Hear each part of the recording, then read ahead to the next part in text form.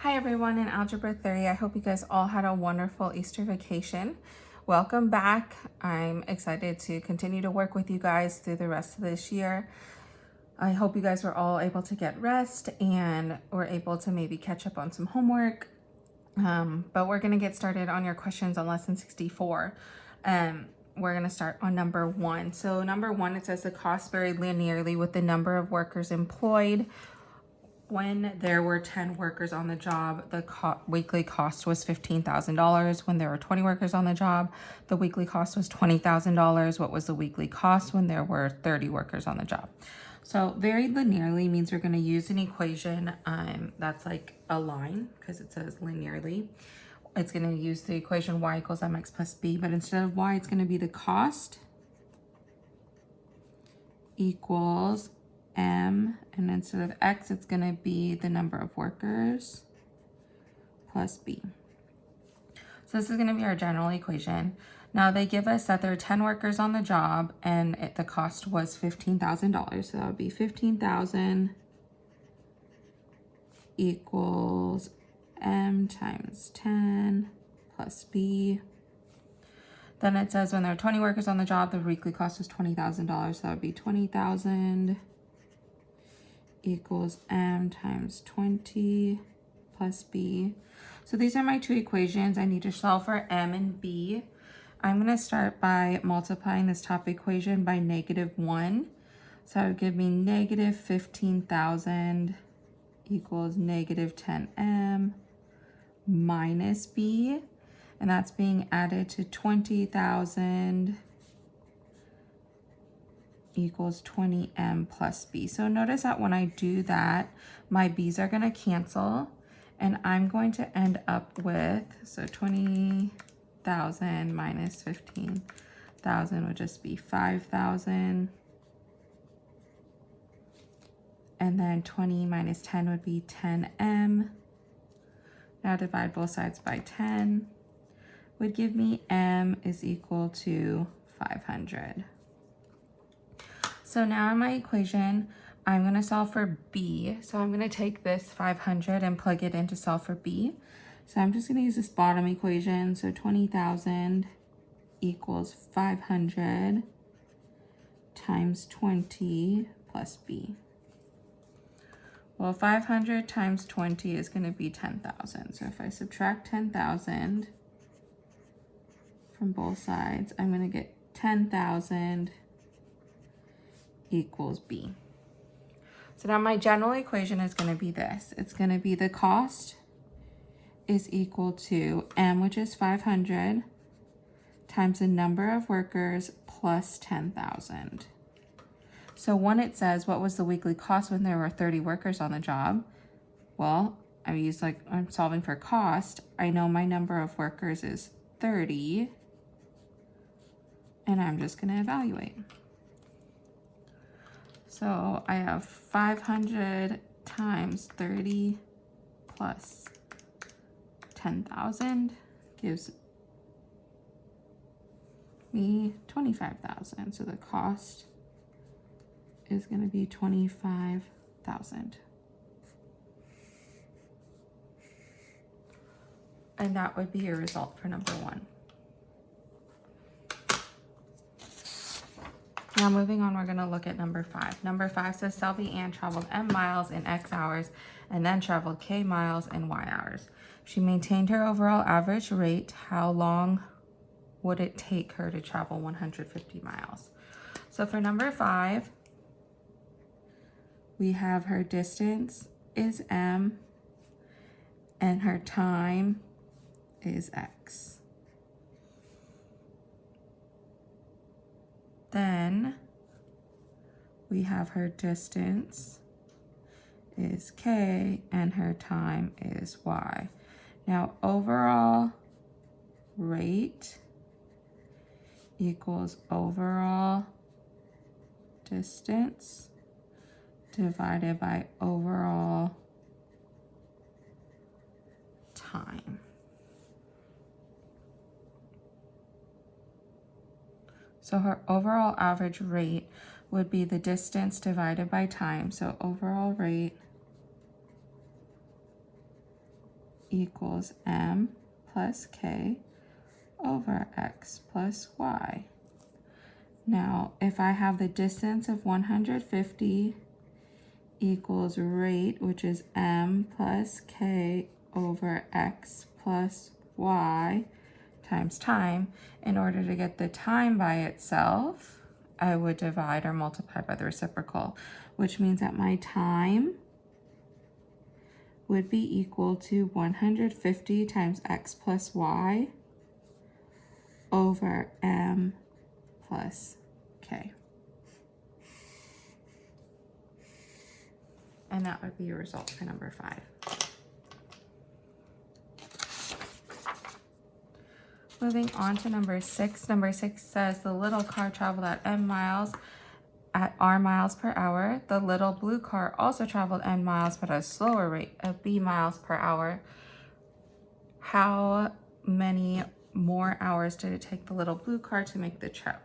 So number 6, we have the red car. So the distance of the red car would be m at r miles per hour. So the rate of the red car was r miles per hour, which means that the time of the red car would be m over r. Then for this next one, we have the distance of the blue car also traveled m miles, but the rate of the blue car was slower at b miles per hour. Time of blue would be m over b. Now, if we want to know how much longer did the little blue car, many more hours did it take the little blue car to make the trip, that means that his time was longer, her time was shorter. So to find the difference, we would take the longer time and subtract the shorter time. Longer time minus the shorter time. Your answer would be mr minus mb all over br.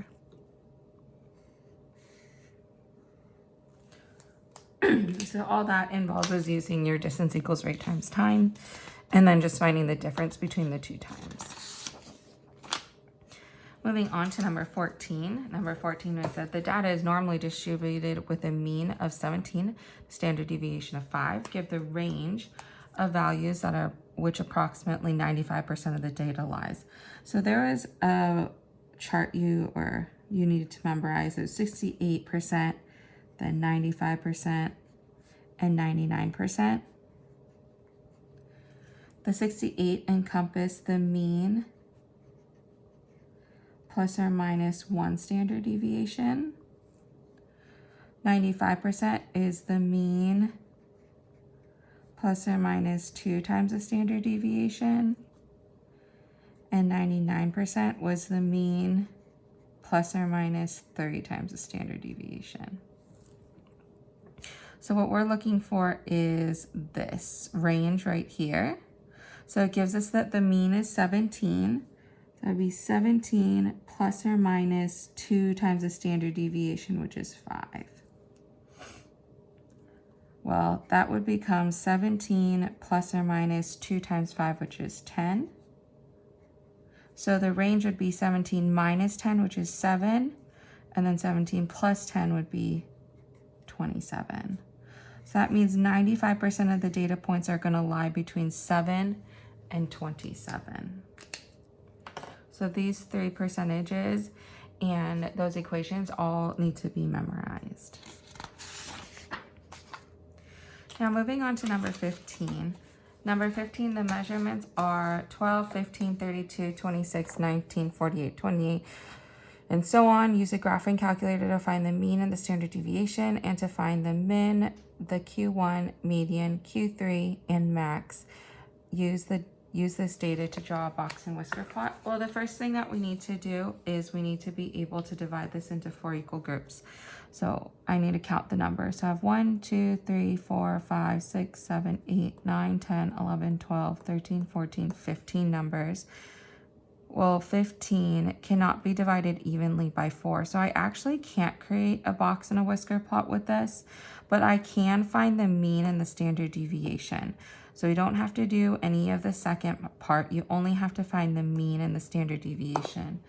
Now, I have my notes from that lesson on how to find the mean and the standard deviation. So the first thing that I'm gonna do is I'm gonna press second 7 to make sure there's nothing stored on my calculator. It says error, therefore there was nothing already stored. And now I'm just gonna enter my variables into the calculator. So after each variable, you're gonna press this button right here, which is right above the STO or right below the pi button. And it should tell you how many numbers you entered. So I'm gonna start 12, 15, 32, 26, 19, 48, 28, 33, 37, 26, 41, 32, 32, 35, 17, and 33. 1, 2, 3, 4, 5, 6, 7, 8, 9, 10, 11, 12, 13, 14,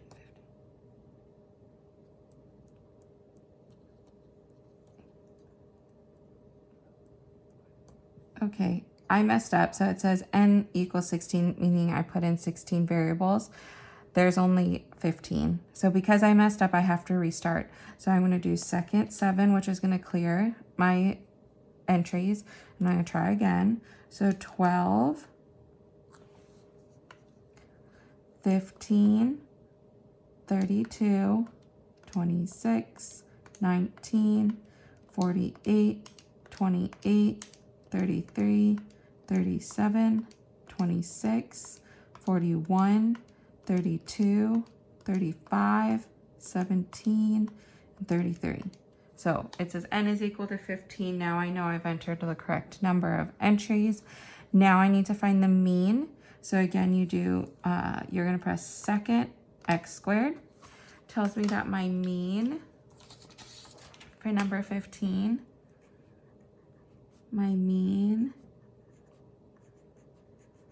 is gonna be 28.93. Now to find my standard deviation, I'm gonna do second divide. So second divide gives me my standard deviation of 9.67.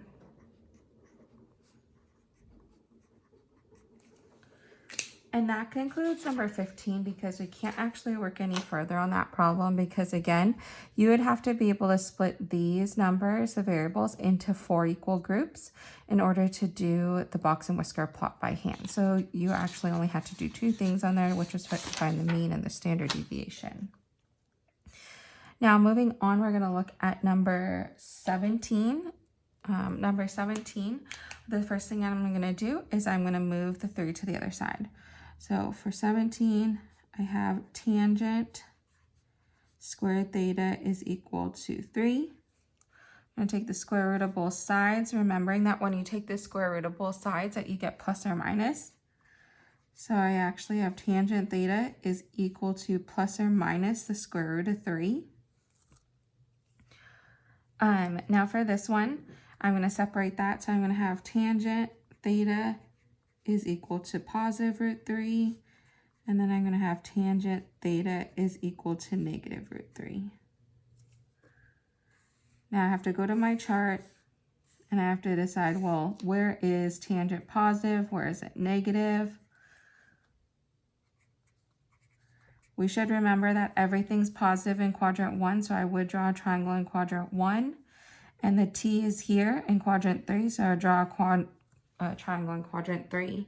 Now, I forgot to put my root 3 over my variable 1, and then I can label opposite over adjacent. So my opposite would be root 3, my adjacent would be 1. Negative root 3, negative 1. Now, this degree is going to be 60 degrees, meaning that my theta will be equal to 60 degrees in quadrant 1. And in quadrant 3, I would have to add 60 to 180, so that would be 240 degrees. Now looking at the negative. Well, if tangent is positive in 1 and 3. That means it's negative in 2 and 4. Now the opposite is going to be negative root 3 adjacent 1, or in this case, the opposite will be positive root 3 and the adjacent will be negative 1. The degree stays the same, but in quadrant 2, I'm going to subtract 60 from 180, which would give me 120. And then in quadrant 4, I'm going to subtract it 60 from 360, which would be 300. And now those would be your results for number 17. And then lastly, we're looking at number 18. So for number 18, we have the tangent sine theta minus sine theta equals 0. So the first thing that I'm going to do is I recognize that I can actually factor out a sine theta out of both of those terms. So I would have sine theta in parentheses. I would be left with tangent theta in the first term, and then minus 1 left in the second term. I'm going to set each of these equal to 0. So my first one will be sine theta equals 0. Second one would be tangent theta minus 1 equals 0. And I'd move the 1 to the other side, so tangent theta would be equal to 1. Now for this first one, I am going to end up using the unit circle because I don't have a reference triangle that has 0 in it. So this would be 1, 0, 0, 1, negative 1, 0, 0, negative 1. Now sine is equal to the y term. So if I underline all of my y terms, you should see that there are two y terms that are equal to 0. It would be this y term and this y term here. Well, this degree pointing to the right would be 0 degrees, and then this degree pointing to the left is 180 degrees. So I have two answers that would satisfy where sine is equal to 0. Now for this one, I can always put my numerator over 1, and I need to find where tangent is positive. Well, I just did that with all students take calculus. Everything's positive in quadrant 1. Tangent is positive in quadrant 3. I have my opposite as 1 and my adjacent is 1. Opposite, adjacent. Well, I know that that degree is going to be a 45, 45, 90 triangle. So in quadrant 1, I would label that as 45 degrees. In quadrant 3, though, I'd have to add it to 180, which would be 225 degrees.